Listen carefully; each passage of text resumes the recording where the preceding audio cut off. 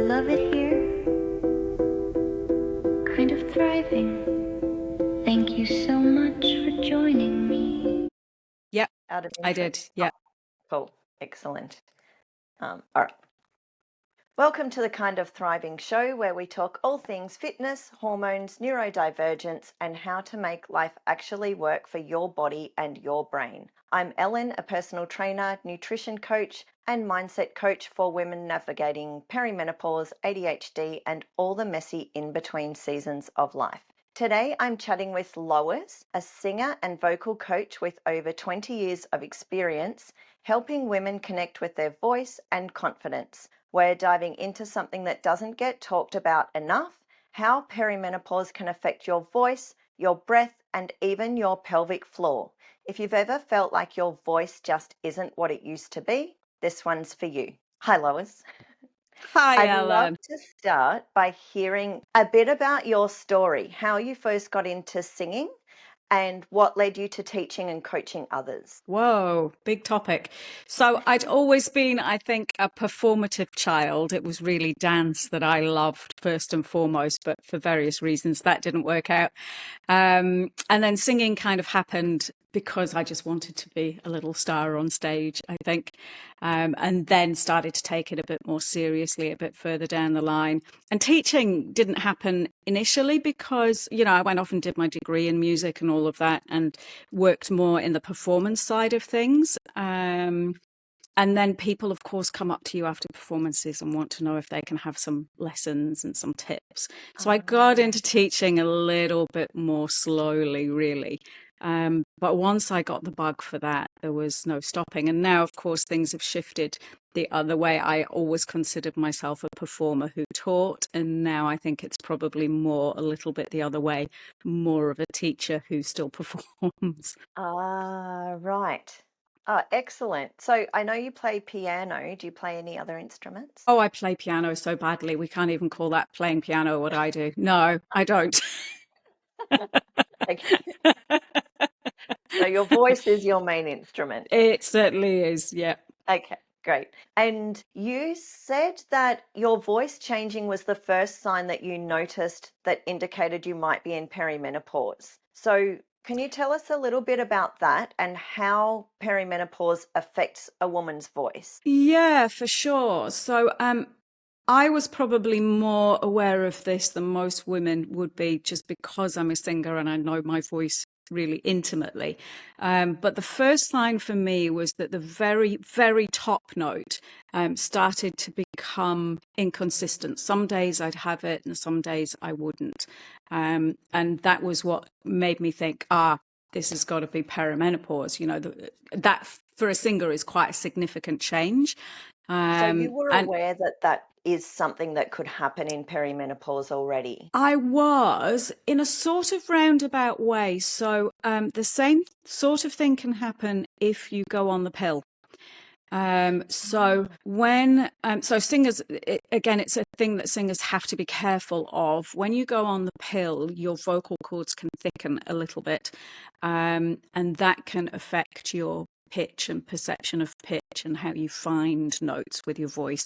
And again, you can lose a note at the top when you start mucking around with your hormones. So your hormones affect your voice hugely because the actual vocal cords have receptors for progesterone and estrogen. Isn't it interesting that we all know this about teenage boys, but it's not something widely spoken about in women? No. Yeah. And even I was ignorant, to be honest, Ellen. I kind of knew through my own experience that when I had my period affected my voice. A couple of days before a period, I would notice that singing in tune was not as easy. Like it was something that I don't usually have to think about, but just before a period, I actually had to start thinking about my pitching and my tuning. And just sort of, I don't know, like we all do. We just kind of take it on the chin and go, oh yeah, it's just part of being a woman, and don't really think too much about it. Yeah. So you said that, I'm just going a little bit off topic now because I find this really interesting. When people go on the pill, their voice can change. Yeah. And then because hormones are a little bit more or controlled shall we say, on the pill, do you find that the women who are taking the pill don't have that fluctuation throughout the month so much? So much, yes. Yeah, generally. Yeah, it just Okay. helps to even things out a little bit. Ah, Yeah. okay, And then, of cool. course, you get to menopause and the hormonal balance becomes completely disrupted again. Mm, And you may, as a woman, you may have been on the pill right up to menopause. And then your doctor says, you know, after the final kind of blood test that says, okay, you're definitely out of menopause now, you are menopausal. That's it, you're done. And you come off the pill. And then you've got a whole heap of hormonal changes to adjust to. So yeah. some of the things that happen, I'm sorry, I didn't answer all of your questions. Some of the things that happen when you reach menopause are your vocal cords actually start to thicken, and the mucus that's produced by glands that keep the vocal cords moist starts to thin. The muscle tone, the muscles that actually hold and operate the vocal cords, can lose muscle tone, just like everywhere else in your body. And you're much more prone to vocal injury. And by that, I don't mean anything really drastic like nodules, although that is a thing, but more inflammation and women who feel the need to clear their throat. And I noticed this as well myself, that constant feeling the need to always be clearing the throat. And that just creates more inflammation because the vocal cords get banged together every time you clear your throat. So your body produces more gunk that is the wrong kind of gunk for making the cords operate properly. So you're constantly in this cycle of trying to clear it so that you can speak at meetings or whatever. So So it's we a real should catch try and 22. avoid doing that. Yes, yes, Okay. absolutely. So So that's, what do we do instead? oh my goodness. So if you're somebody that has to speak as part of your work, whether that's teaching or presenting like you or whatever it is, eating some apple will actually help rather than drinking anything. I know that sounds funny. Yes, you have to keep your hydration up, but that's more a pre-speaking thing. But just before you have to speak, and maybe at little intervals in between, just eating some apple will actually really help, because the pH of your apple and saliva mixture is very similar to your vocal mechanism pH. So that actually helps to feel like you're clearing the gunk away. But the key thing is preventing the inflammation in the first place. And that's more about changing habits and doing some vocal physiotherapy, really checking in with yourself and being really vigilant about when you clear your throat. Some people don't realize they're doing it, it becomes so habitual, and they can be doing it several times a minute without realizing. Okay. So it's about just catching yourself in the act, making a really conscious decision that you're not going to do it, that if you have that horrible croaky feeling, that you're just going to speak through it and it will go, and maybe just try and eat a little bit of apple, which will help. A fizzy drink might help too. And that's more psychological than anything, just like some sparkling water or something. It just feels like it's cleansing stuff away, you know? Yep. Yeah, that Yeah. makes sense. So does this happen to men as well? Yes, it happens to men. I haven't mentioned testosterone, and women have testosterone as well. And Mm. we also have declining testosterone, and the ratio of decline is actually greater for us. I haven't fully investigated, as you know, I'm new to Australia, and I haven't fully investigated whether there is an option for testosterone to be included in HRT. I think it's still a subject that has not been fully researched. That's another topic.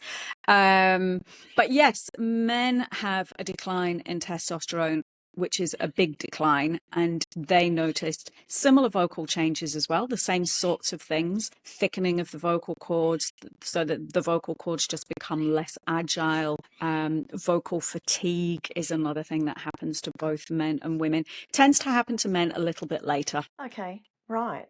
So Oh, I have so many questions I coming at know. me at once. I know. I need to pick one. Um, just going back, you said that the vocal cords thicken, is that right? Yeah. And so how does that affect the voice? What's actually going on? Well, if you think so, the vocal cords are housed in the larynx mechanism here. So the air passing from your lungs comes upwards and parts them and meets them in this kind of wave action.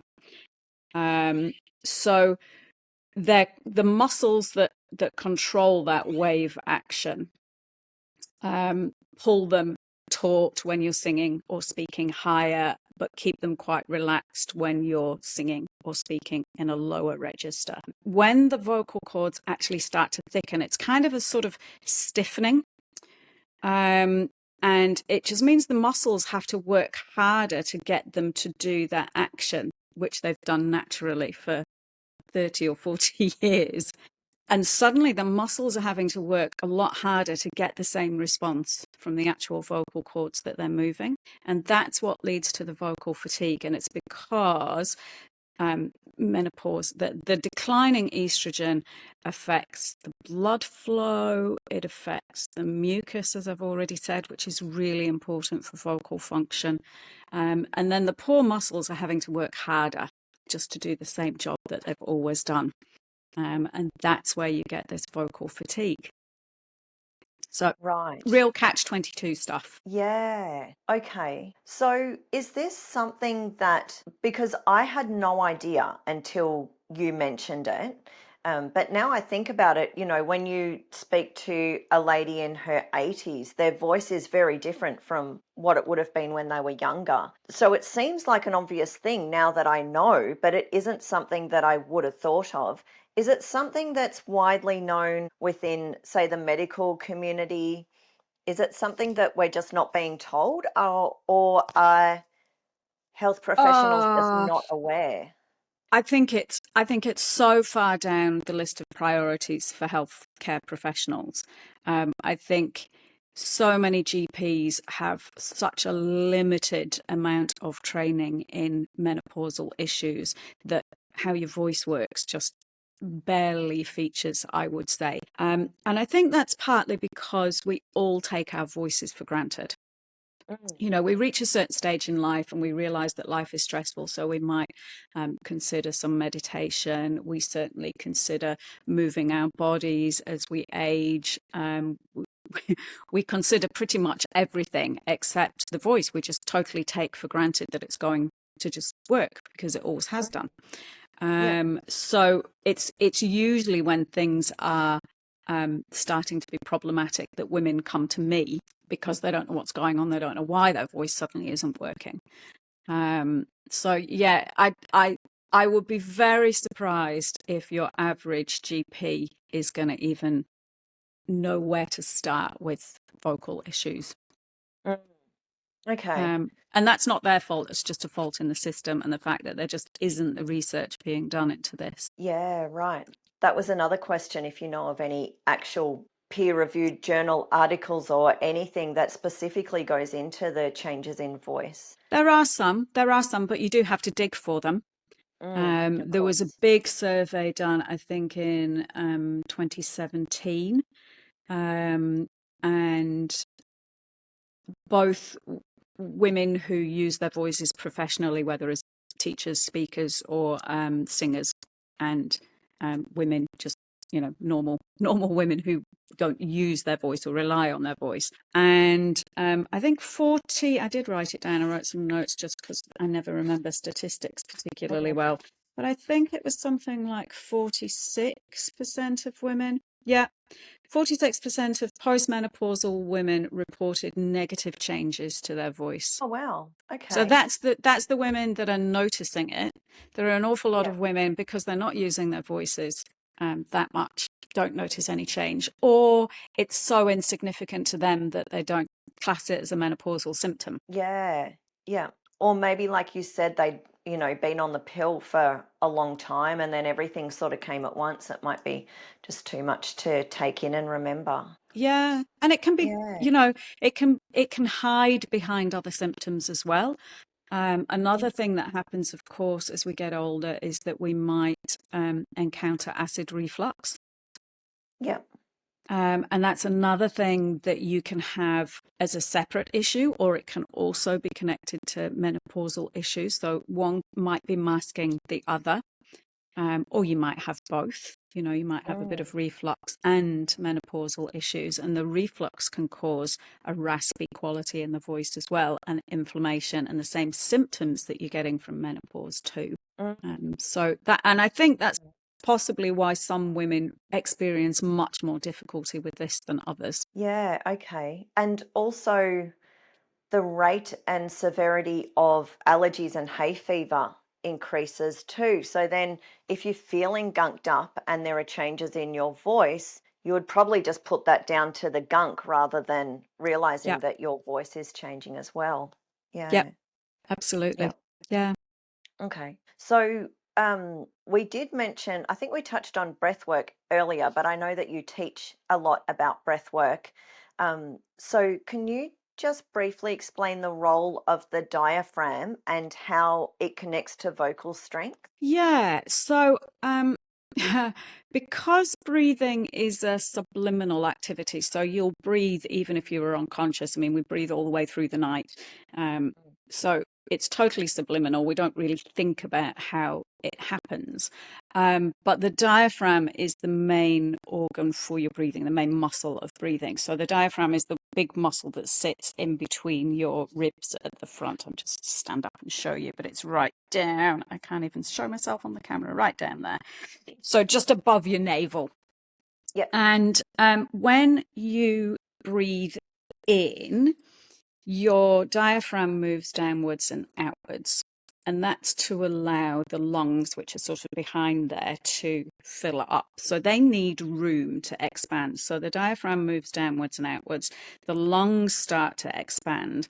But all the stuff underneath the lungs, so all your intestines, all your gynae bits and pieces, all of your urinary bits and pieces, all of that stuff has to move as well. That has to move down and out of the way so that the diaphragm can do a full movement outwards and the lungs can fully inflate. So this is where it gets a little bit more complicated. This is where the pelvic floor muscles are connected.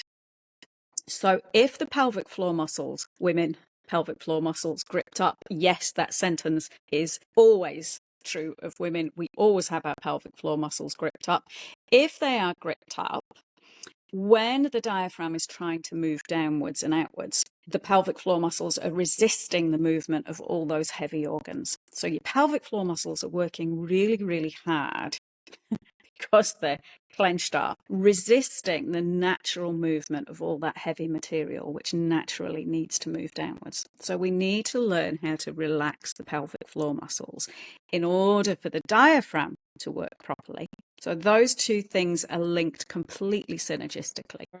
So yeah, it does get a little bit complicated. And then, of course, we think of our voices coming from here, but actually your voice comes from your diaphragm. It comes from the moment that we start to make sound, and that is where your breath begins.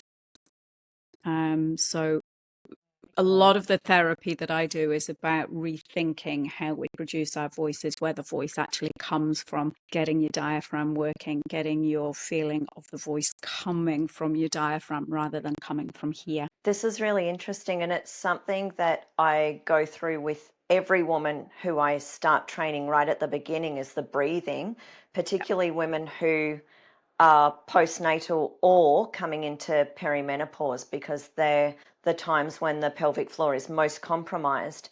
And the way that I like to think about it is if you have an elevator and your diaphragm is the ceiling of the elevator and your pelvic floor is the floor of the elevator, if the elevator is going down, which it needs to for your breath to come in your diaphragm, so the roof of the elevator moves down, the floor of the elevator needs to move down as well. Because we used to always say, if you're trying to fit through a thin space, oh, breathe in so you fit through. But It's actually the opposite, isn't it? When you breathe in, you actually expand. And then when you breathe out is when it all contracts and the ceiling moves up, and therefore the floor needs to move up as well so that Yeah. wheeze doesn't come out the bottom. Yeah. Yeah. That's a really good analogy. Yeah. Yeah. So it's really interesting that it's so similar with, I know when we first spoke about it, some of the techniques that you use are similar to the Yeah. techniques that I used in kettlebell training. So it's a That's right. universal truth. It's not some secret that we need to go digging to find. No, and it's not quacky either. I mean, it's not there are so many trends that come and go. Yeah. And this isn't a trend. This is just how your body should work when it's healthy. And you look at a baby and they breathe really, really well. They Mm, have a really slow inhalation and a much longer exhalation, and it's just really natural. But of course, life interferes, and that's when we start doing things like gripping the pelvic floor, breathing really high. We breathe up here, especially when we get stressed. And mm, one thing we haven't even touched on, Ellen, is cortisol. So yep. every time you take a rushed breath, so this is for anybody, but menopausal women who are already experiencing changes in their vocal mechanism. So whenever you do a rushed breath, you can feel what happens with your larynx. So that kind of gets a jolt and gets stuck, and it really doesn't need that on top of everything else that's going on. But every time you breathe like that, you send a message to your brain that you are in a flight or fight situation. And your brain, your adrenal glands, produce cortisol every Yeah. single time you do a high breath. So learning how to breathe properly and send a different type of messaging to your brain, the message that you're in control of the situation and you're not about to be eaten by a dinosaur or whatever, then you're not producing cortisol. So learning how to breathe properly is a real reset. Yeah. And again, it's just not something that's touched on much. It's not something that we hear much about. But we all know about cortisol and its negative effects, but we don't hear about it being attached to how we breathe. Yeah. And when we do talk about, take a deep breath, so many people will go, and I notice it with my grandma. She gets quite bad asthma and she's a naturally very anxious person. And we say, relax, take a breath. And she goes, and we say, Yeah. no. So we've started saying, take a Yeah. low breath, A low get that breath. breath down as Yeah. low as you can. So Yeah. I think some of these things that we just accept to be how life is, it doesn't have to be. And we're actually thinking about it the wrong way around. So that's Yeah. really interesting. Yeah, totally. Yeah. Mm. Um, we touched on the apple and you mentioned hydration, but do hydration and nutrition really make a huge difference to the quality of your voice? Yeah, absolutely. Yeah. So hydration is huge because your voice is dependent on mucus production. So you want the Mhm. good mucus that is produced by glands that sit around your vocal cords, and they just keep your vocal cords hydrated at the right pH and the right consistency. So as well as with menopause, your vocal cords thinning, then your mucus changes consistency as well. So you really need to keep your hydration good so that you're still producing the right kind of mucus at the right consistency. So hydration, it's not about, oh, I've got a presentation to do, I better glug a liter of water. It doesn't work like that. It's just a constant thing that you need to start first thing in the morning. And I love that thing that you posted the other day. I've been doing that where you said, don't hit the caffeine, hit the water before you hit the caffeine, and eat some Yeah. protein. And I've been doing that. It's just so simple, and it's a change that you can make right now. And I've been loving that over the last few days. Yeah, So so yeah, easy. You can still have your yeah, coffee first thing in the morning. Just get in a bit of water first and have it with some protein, brilliant. and it Yeah, makes such a difference to your day. yeah, yeah, Yeah. definitely. So yes, nutrition, hydration, lifestyle. It's big. You want to avoid smoky atmospheres. I know a lot of people Mm. love their log burner, but you really don't need that log burner in your life. It's not doing your vocal mechanism any good. Yeah, interesting. Smoke is really bad, especially if you've already got inflammation. Yeah. And it lingers, doesn't it? If you spend some time in a smoky environment, it doesn't clear up as soon as you leave that environment. It No. lingers for some time. Yeah, absolutely. Yeah. And alcohol as well. I mean, I know we all like our glass of wine, or most of us like our glass of wine.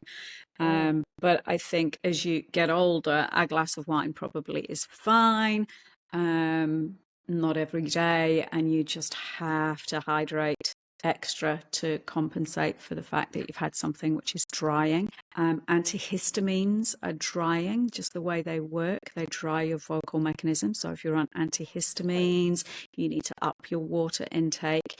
If you take something for a cold, like Codral that has decongestant in it, you need to up your hydration again, because that's going to dry your vocal cords out even more. Oh, is that because the aim of it is to clear up the mucus, so it clears up all of the mucus, regardless of whether it's the, okay. Yeah, that makes sense. Yeah. Okay, so we've got some nutrition, deep breaths, hydrate. They're all really simple things that people can do every day. Is there anything else that can help? Well, there are loads of things that you can do to help. So there are these days actual vocal physios starting to spring up. So vocal physiotherapy is now a trade, hurrah!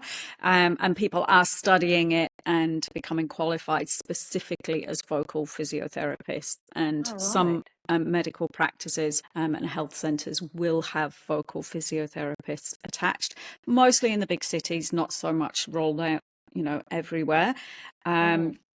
But if you think about how we use physiotherapy for any other area of our voice, it's just about strengthening the muscles, rethinking how those muscles work, avoiding things that we know are going to cause the fatigue. So there are a suite of exercises, vocal exercises, that are called semi-occluded vocal tract exercises, or SOVT exercises for short. And they're ones that you do, and when you perform them, your vocal cords don't fully open and close, so they're not under pressure, they're not closing hard, because that's where the inflammation comes, when the vocal cords close hard. So when you do things like sirens, so if you've ever had a singing lesson with me, anybody who's had a singing lesson with me will do lots and lots of sirens, and that's because that's vocal physio for your voice. So that's where you just do playful sounds, woo, woo, all those kinds of things. So if you know you've got to use your voice, do some sirens before you actually get going, because it'll get your airflow going and it'll get your body connected to your airflow, which is what you need. I also do lots of what I call activation exercises. So it's where you put your hands on your rib cage, take a big breath in, and then do things like shh, shh, like you're telling somebody to shush very forcefully. And you'll feel all the muscles start to work in your core. And it just gives you an awareness of the muscles that you should be using when you're speaking and when you're singing. And once you're aware of them, then you start to be aware of them when you are speaking and singing, and you know when they're on and when they're off, and you want to just keep them switched on. So vocal physiotherapy will help with that. Another thing is you can, if you've got one of those water bottles with a built-in straw, bubbling is really great for your vocal cords. So just blowing bubbles down the straw and making sounds, so kind of like humming, but through your mouth in the straw, creating bubbles. And you're aiming just to keep that bubbling frequency the same, so that you get a real consistent long exhalation, and the back pressure that you get from the liquid just takes pressure from your vocal cords, but works them in such a way that they're not going to get fatigued. Interesting. I used to get in trouble for blowing bubbles in my drink when I was a kid. Yeah, So now me I get too. to do it. Yeah, totally. You can Excellent. say, Lois said it's okay. Yep. And so just to reiterate or remind people, when you're doing the ch And also when you're blowing the bubbles, when you take the breath in ready to do that is when your pelvic floor relaxes. And when Yeah. you're putting in the effort, like the or the blowing, is when the pelvic floor contracts and draws up again. Absolutely. And when you've done one of those forceful exhalations like that, your pelvic floor will really have worked hard to push all those organs back into place. So you need to release it. And that's something that we need to practice doing as well, releasing the pelvic floor. So if you're not sure where your pelvic floor muscles are and how they feel and how they should feel, because we are often really confused about this, just grip them up like you're trying to stop yourself from peeing, and then release them. And then you feel parts of those muscles, and you can isolate them and start to feel what they feel like when they're relaxed, because you're absolutely right, Ellen. They need to be relaxed in order for you to take that breath in for the elevator to go down. Yeah. Now that you've mentioned pelvic floor exercises or Kegels, I did have a question from a friend, a male friend actually, when I was mentioning about that we were going to talk about how your vocal cords and pelvic floor, I think you mentioned they're made of the same type of tissue. Yeah. So again, there's very little research done on this. It's something that came to me just as I was doing my own just evaluation of what was happening with me as I was going through peri and into menopause. A friend had mentioned vaginal atrophy, and I hadn't heard of it. And I just assumed it was something that, just happened in very extreme cases. But no, it happens to most of us. And again, it's the declining estrogen and progesterone and the ratio of decline. But the structure of how your vagina works and how your vocal mechanism works is extremely similar. So it's thin tissue, stretched over muscle, heavily reliant on mucosal secretions. So this was just my experience. As things were packing up here, they were packing up down there as well. And it just suddenly a light bulb went off, and it was like, well, of course, they're very, very similar structures, and they operate very similarly too. Yeah. So what was the Yeah, question? that's Sorry, really from your interesting. friend. So the question was, are there Kegels for your voice? Kegels for your voice. No, probably not. It probably is more that you want this to be really relaxed all the time. Yeah.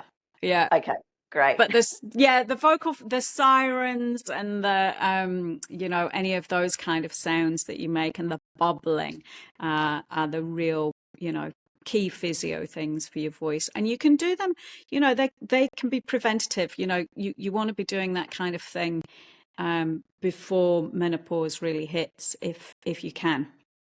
To maintain that muscle tone. Yeah, absolutely. Yeah. So we're all going to be doing sirens in the shower in the morning. In the shower, in the car on your way to work is a great one, and bubbling in your water bottle. Yep. Excellent.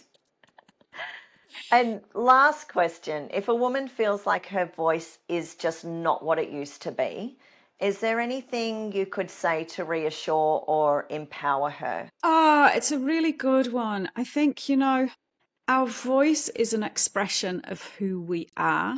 And when it starts to fail, and by that, I mean, that's just slightly over dramatic. When it starts to not operate the way it used to, let's say, it can be quite a lonely time, because something that you've relied on and taken completely for granted suddenly isn't doing what you want it to do. And I think when you're having issues that involve a lot of throat clearing and your voice gets fatigued and it sounds weak, we kind of have a perception it's because we are weakening. And there's so much ageism in society. It feels like a very visible, what's the word I'm looking for? A visible sign that we're aging. So it's a sucker punch when your voice isn't working properly. But I think, there are things that you can do. So we've talked about exercises, we've talked about therapy, we've talked about vocal physiotherapists, people who actually specialize in voice, speech and language therapists too will be able to help with specific issues as they come up for you. In a work environment, there are also things that you can do where you take back the power. So if your boss is seriously expecting you, for example, to do back-to-back presentations, you just have to say, no, actually, I need an hour off in between. I need to rest my voice between. If you're presenting live to a group, always use a microphone.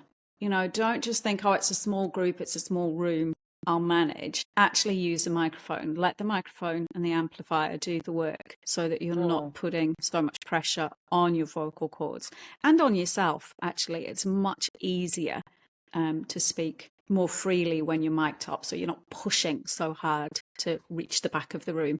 And you don't get the same vocal fatigue that you do. Yeah, that's a really common one in the fitness industry because instructors are trying to communicate to a whole class over loud music, and Yeah. you want to be loud because it's somehow encouraging. And so we Energetic. tend to yell anyway. Yeah. And then when you're trying to yell over other people talking and music and moving about the place and potentially other people in the room, or Yeah. if you think of aqua instructors, that's really difficult. Yeah.